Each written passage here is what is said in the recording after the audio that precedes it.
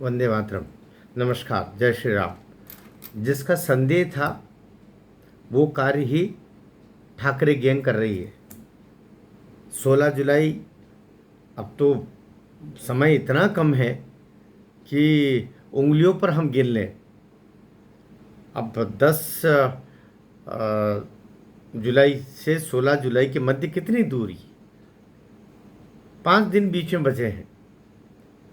100 सवा 100 घंटे, हम तो अब हम घंटे से गिने, 100 सवा 100 घंटे।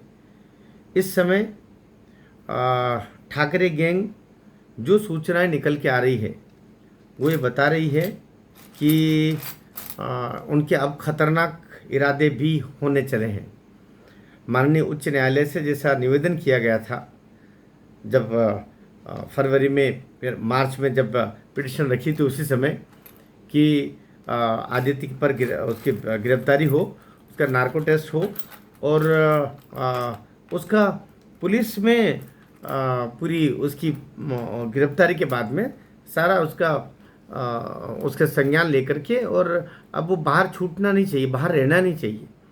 लेकिन या तो माननीय उच्च न्यायालय भी पुलिस प्रशासन और महाराष्ट्र सरकार को अवसर दे रहा है कि ये कार्य करें।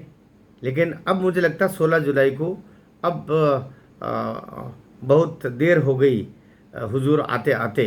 ये जो एक शेर की पंक्ति है वो लागू हो रहा है कि अब उस दिन अरेस्टिंग के साथ में बहुत कुछ होगा। ये ठाकरे गैंग को भी पता चल गया है, ऐसा बताया जा रहा है। और जानकारी तो ये भी आ रही है कि दिशा सालियान की माँ से संपर्क करने का प्रयास कल वापस हुआ है। ये बहुत चिंतनीय बात है।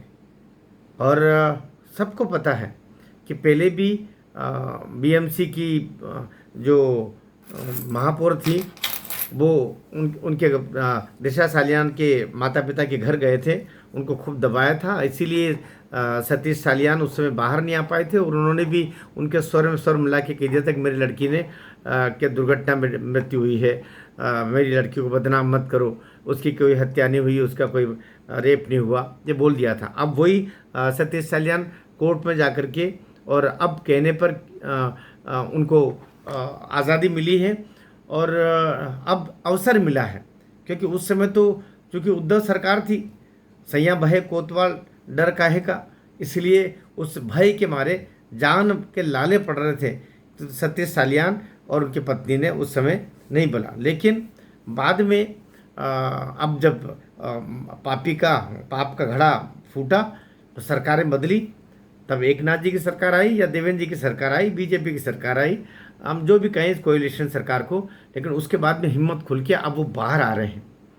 लेकिन जैसा कहा जा रहा है ये बड़ा खतरनाक है कि सतीश सालियान को फिर से एक बार या तो डराने का प्रयास हो रहा है या फिर कोई बड़े षड्यंत्र के तहत उनकी पत्नी से संपर्क किया गया है।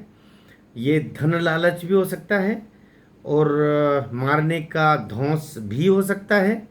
अब क्या होगा ये तो सतीश सालियान या उनके परिवार या उनकी पत्नी स्वयं बोलेगी तब समझ में आएगा। लेकिन कल उनसे संपर्क किया गया है, ऐसा बताया जा रहा है। तो ये बड़ा चिंतनीय बात है, क्योंकि बहुत सारे जो इस केस से जुड़े हुए लोग थे उनको मार दिया गया है और उनका बुलबुला तक बाहर नहीं आने दिया है।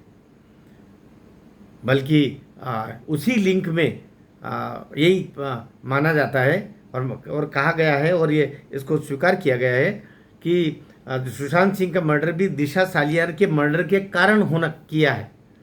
क्योंकि सुशांत सिंह राजपूत को दिशा सालियान ने मरने से पहले वो सब कुछ बता दिया था जो ये तथाकथित गैंग कर रही थी। इसमें जो ड्रग का धंधा, मानव शरीर के अंगों का धंधा और इसके अलावा स्मगलिंग और जितने भी अपराध, निम्नताएं, घटिया अमानवीय कार्य होते हैं गैर कानूनी, वो सब काम कहा जाता है कि ये ठाकरे गैंग करती रही है।